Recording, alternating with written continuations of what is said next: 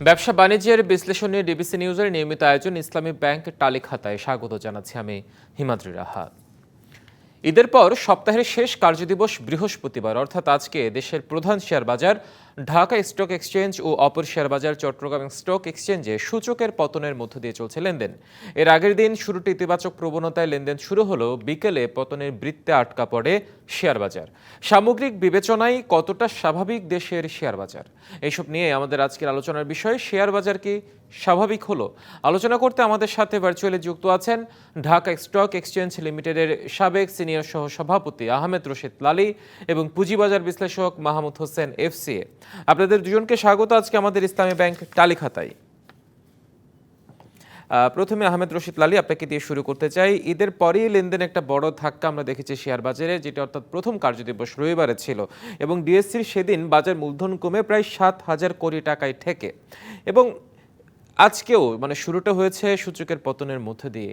আপনার দীর্ঘদিনের অভিজ্ঞতার আলোকে বিষয়টিকে আপনি কিভাবে বিশ্লেষণ করবেন?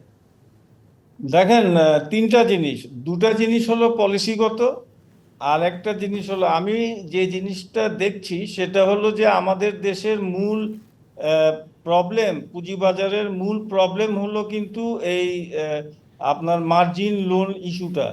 সো মার্জিন রুল 25 বছর পুরান হয়ে গেছে। আমি বারবার বলার চেষ্টা করছি সেটাকে এখন সময়োপযোগী করা প্রয়োজন এবং এসিসি সেটাতে কাজ করছে। যত তাড়াতাড়ি সেটা করা যায় তত মঙ্গল।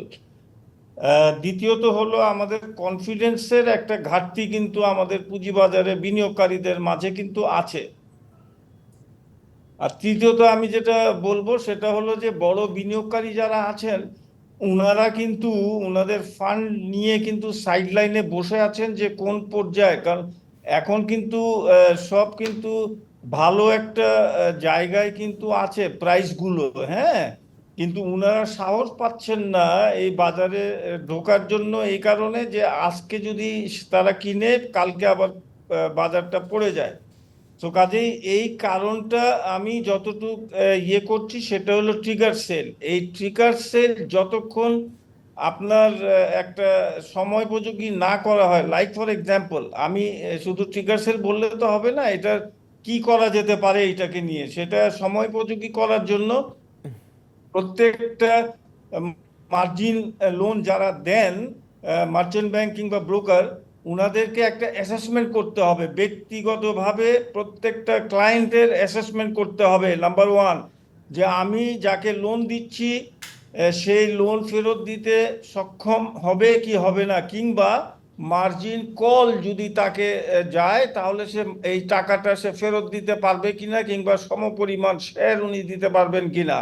This is number one. Number two হচ্ছে কারা মার্জিন লোন নেয়ার যোগ্য হবে, সেই যোগ্যতাটা নির্ধারণ করে দিতে হবে। যে এই ব্যক্তিরা, এখন ধরেন মার্চেন্ট ব্যাংকে বললে পরে ওনারা বলেন যে ভাই আমি ফোর্স সেল না করে কি উপায়, কারণ আমার ক্লায়েন্ট তো ফোনই ধরে না আমি যখন মার্জিন কলের জন্য ফোন দেই। তো কাজেই এখানে কারা মার্জিন লোন পাওয়ার যোগ্য হবে সেই যোগ্যতা ক্রাইটেরিয়া আপনাকে ফিক্স করে দিতে হবে। এছাড়া কিন্তু বাজারে, আমাদের বাজারে এমন কোনো কিছু হয়ে যায় নাই যে বাজারটা এরকম একটা সিচুয়েশনে পড়বে। আমাদের ইকোনমি কিন্তু গ্র্যাজুয়ালি কিন্তু ভালো হচ্ছে, হ্যাঁ, প্যারামিটার্স ভালো হচ্ছে। আপনি ডলার দেখেন 130 টাকা পর্যন্ত উঠে গিয়েছিল, সেটা 118 বাইরে বাজারে, বলছি বাইরে ওপেন মার্কেটে। তো এই জিনিসগুলো কিন্তু আজকে এলসি খোলা যাচ্ছে, ডলারের সমস্যা হচ্ছে না। সো এই প্যারামিটারসগুলো কিন্তু খুব ভালো অবস্থানে আছে। তারপরেও পুঁজিবাজারে কেন অনেকে বলে যে ইসরায়েল আর ইরানের যুদ্ধের কারণ, এইসব দেখেন এইসব কোনো কারণ হইতে পারে না। এইসব কোনো কারণ নাই। ইসরায়েল আর ইরানের যুদ্ধের মধ্যে আমাদের বাজারটা এরকম একটা, আরে ইসরায়েলের বাজার তো বেড়ে গেছে যুদ্ধের মধ্যে। সো কাজে এইগুলা কোনো বিষয় না। আমার কাছে যেটা মনে হয় সেটা হলো বেসিক সমস্যা আমাদের বাংলাদেশের পুঁজিবাজারে হলো মার্জিন রুল। এই মার্জিন রুলটা সময়োপযোগী না করা পর্যন্ত এই বাজারের উন্নয়ন আপনি দেখতে খুব কষ্ট হবে। নিশ্চয়ই, আপনাকে ধন্যবাদ। আপনি থাকুন আমাদের সাথে। মাহমুদ হোসেন, এফসিএ। এই যে আহমেদ রশিদ লালী বেশ কিছু গুরুত্বপূর্ণ ইতিবাচক দিক তুলে ধরেছে, পয়েন্ট তুলে ধরেছেন যে শেয়ার বাজার কেন্দ্রিক যে যে কন্টিনিউয়াস যে পতনটা হচ্ছে সপ্তাহে প্রথম কার্যদিবস হোক এবং আজকে এখন পর্যন্ত যে সূচকের পতনটা হয়েছে, তিনি যেটি বললেন যে মার্জিন লোনের কথা বললেন এবং ইরান এবং যে ইসরায়েলের যে হামলার কথাগুলো বলা হচ্ছে, আসলে এগুলো মানে মার্কেটে কথাগুলো তোলেই বা কারা? এর কারণে মার্কেট নিশ্চয়ই একটা ডাউন হবার একটা প্রবণতা থাকে। আসলে নেপথ্যের বিষয়টা কি? দেখুন, লালি ভাই সঠিকভাবেই বলেছে। আমি জাস্ট যেটা অ্যাড করতে চাই যে আমাদের মার্কেটের সবচেয়ে বড় ব্যাপার হচ্ছে আস্থাহীনতা অথবা গুড গভর্নেন্সের অভাব। দেখেন, বিনিয়োগকারী যারা আছে, সেটা যেমন ক্ষুদ্র বিনিয়োগকারী যারা বাজারের প্রাণ, তারাও যেমন তাদের পুঁজির নিশ্চয়তা পায় না, এট দ্য সেম টাইম আপনার যেহেতু গুড গভর্নেন্সের একটা অনুপস্থিতি আছে বা মার্কেটে কর্তা ব্যক্তিদের সাথে বড় বড় বিনিয়োগকারীদের বোঝাপড়ার একটা টানাপোড়েন আছে, যেটা তারা স্বীকার করুক আর নাই করুক, যার কারণে তারা কিন্তু ওই তাদের আপনার ইনভেস্টেবল ফান্ড যেটা আছে ওটা নিয়ে সাইডলাইনে চলে যায় এবং প্রয়োজনে বাজারকে সাপোর্ট করে না বা ওই নির্ভরতা পায় না যে বাজারে তাদের স্বার্থটা সংরক্ষিত হবে। তো আমার মনে হয় এখানে গভর্নেন্সটাই সবচেয়ে বড় ব্যাপার। আর দেখেন, এই যে আপনি যেটা বললেন যে ইসরায়েল ইরানের কনফ্লিক্টের কথাটাই বলা হোক, অথবা আপনার মিডল ইস্টের অন্য কোনো প্রবলেমের কথা বলা হোক, অথবা আপনার ইকোনমিক্যাল ক্রাইসিসের কথা বলা হোক, দেখেন সব দেশেই কিন্তু শেয়ার বাজার নিয়ে কম বেশি কিছু রিউমার থাকে। বাট ইস্যুটা হচ্ছে এই রিউমারটা কর্তা ব্যক্তিরা বা প্রাইমারি রেগুলেটররা এটাকে কিভাবে হ্যান্ডেল করে, এটাকে কিভাবে আপনার রিয়্যাক্ট করে, এটাকে কিভাবে মিনিমাইজ করে। তো আমাদের এখানে টেকনোলজিক্যাল ডেভেলপমেন্ট অনেক থাকলেও এই সব রিউমার বা এই রিউমার বেস করে যারা মার্কেট নিয়ে খেলাধুলা করতে চায়, তাদেরকে কিন্তু বিচারের আওতায় আনা হয় না বা আনা যায়নি এখন পর্যন্ত। যার কারণে যারা আপনার মনে করেন এই রিউমার গুলো ইগনোর করতে চায়, তারাও কিন্তু এখানে কোনো সাহস বা শক্তি পায় না যে এখানে তাদের ইন্টারেস্টটা সার্ভ হবে বা তাদের ইন্টারেস্টটা প্রোটেক্টেড হবে। তা আমি ওভারঅল বিষয়টাই বলবো, এখানে একটা সমন্বয়হীনতার ব্যাপার, গুড গভর্নেন্সের ব্যাপার। এই সমন্বয়হীনতা যেমন রেগুলেটরের সাথে আমাদের স্টক মার্কেটের যারা কর্তা ব্যক্তি তাদের যেমন একটা আছে, আবার বড় বড় যারা প্লেয়ার তাদের সাথে একটা বোঝাপড়ার টানাপোড়েন আছে। আবার এট দ্য সেম টাইম মার্কেটে তারা আস্থা দিতে পারছে না, আস্থাহীনতা কাজ করছে, এটাই আমি বলবো। আদারওয়াইজ অর্থনীতির আমি একদম লালিবাইয়ের সাথে একমত।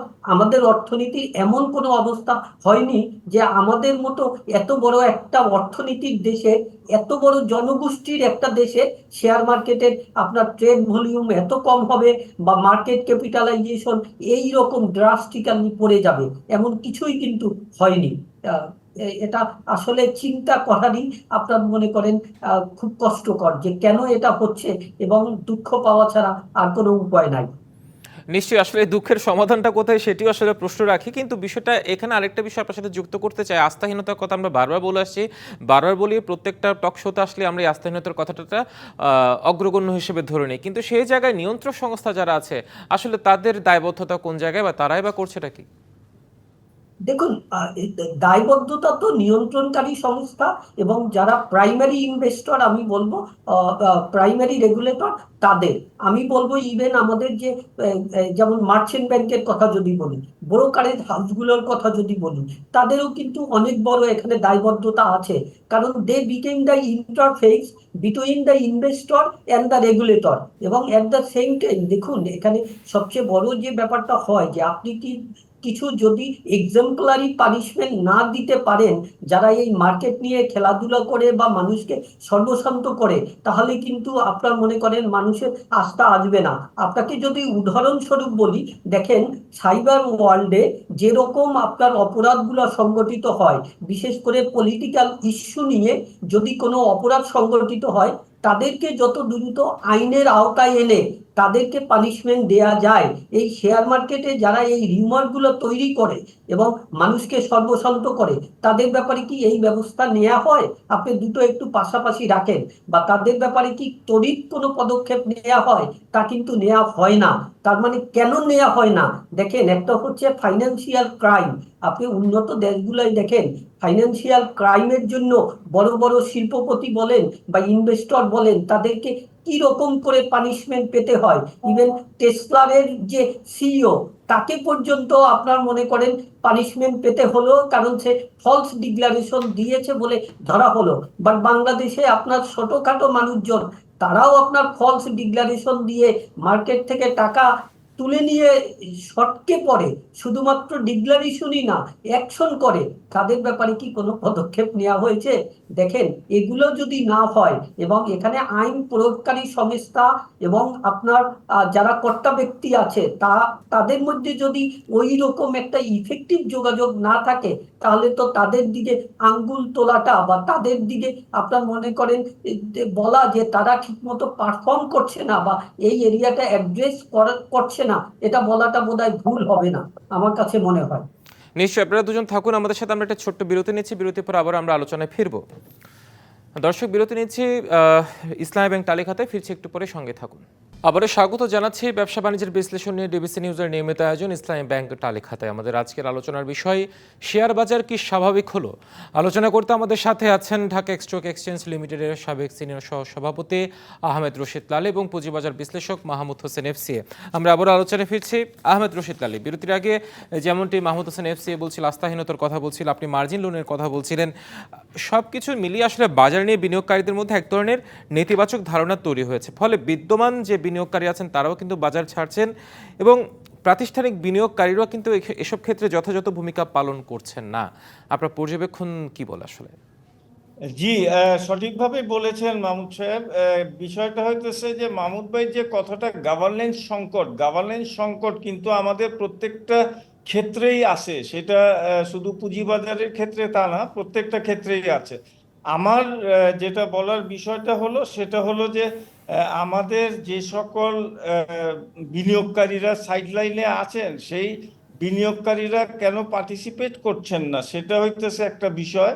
কারণ উনাদের বক্তব্য হলো যে আমরা পার্টিসিপেট যদি কেনা শুরু করি, কালকে আবার দাম কমবে, তারপরে আমাদের লস হবে। এখন বিষয়টা হচ্ছে যে আমাদের বিনিয়োগকারীদের যে কনফিডেন্সের ঘাটতি হয়ে যাচ্ছে বাজার লাগাতার ভাবে পড়ে যাওয়াতে, এবং সেখানে ধরেন ইনস্টিটিউশনগুলো তারাও তাদের প্রপার রোল প্লে করছে না।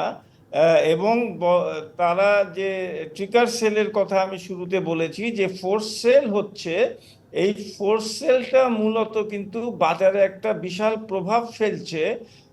এবং এইটার সাথে কোনো কিছুরই কিন্তু আপনি মিল পাবেন না। এবং বাজারে যত পড়ছে ফোর্স সেলও কিন্তু তত বাড়ছে। এক্স্যাক্টলি। এবং সেখানে কিন্তু আমাদের প্রবলেম কিন্তু যেটা হচ্ছে, সেটা হলো যে আমরা এই বিষয়গুলোতে মানে কেন আমরা এই বিষয়গুলোকে, এখন দেখেন রিউমারের কথা বললেন, রিউমার কিন্তু সামনে আরেকটা রিউমার আসবে, বলবে যে সামনে বাজেট। আরে বাবা, বাজেটের জায়গায় থাকবে, বাজেটে আমরা কি বা পাই কিংবা আমরা কি বা হারাই, ও তো একই জিনিস থাকে বাজেটে। সো কাজেই এই যে রিউমারটা,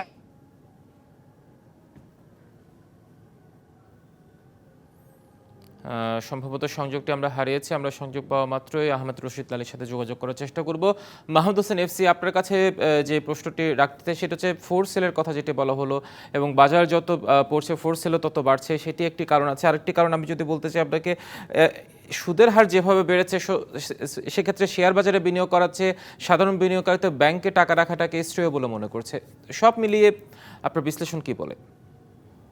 দেখুন, যাদের কাছে ইনভেস্টেবল ফান্ড আছে বা যাদের কাছে আমরা যদি বলি যে আইডেল ফান্ড আছে, তারা যারা ইনভেস্ট করে, হ্যাঁ, মানি মার্কেটে তো তারা আপনার ব্যাংকে ইনভেস্ট করতে পারে এবং সেখানে সুদের হার যখন বাড়ে এবং ব্যাংকগুলোর মধ্যে যেভাবে এফডিআর এর ইন্টারেস্ট রেট বাড়ানোর একটা প্রতিযোগিতা, যেটা আমি বলবো অসুস্থ প্রতিযোগিতা চলতেছে, সেখানে তো কিছু কিছু বিনিয়োগকারী আপনার মনে করেন ওখানে আকৃষ্ট হয়ে যাবে, বিশেষ করে যেখানে তার ভয় থাকে যে শেয়ার মার্কেটে ইনভেস্ট করলে সে পুঁজি হারাবে।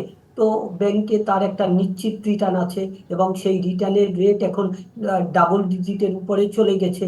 তো কাজেই সেটা অর্থাৎ হওয়াটা নিশ্চয়তা স্বাভাবিক। যেখানে বিনিয়োগ সেখানেই, এটা ব্যবসায়ীদের ক্ষেত্রে এটা হবেই। এখানে করবে, বিশেষ করে আপনার মনে করেন আমাদের যে একটা সিনিয়র ইনভেস্টর গ্রুপ আছে, সিনিয়র সিটিজেন যারা আপনার কর্মজীবনের লাস্ট যে ভরসা, আপনার তার সেভিংস ওটাকে ইনভেস্ট করে ওখান থেকে কিছু একটা রিটার্ন নিয়ে তারপর সংসার চালাতে চায়।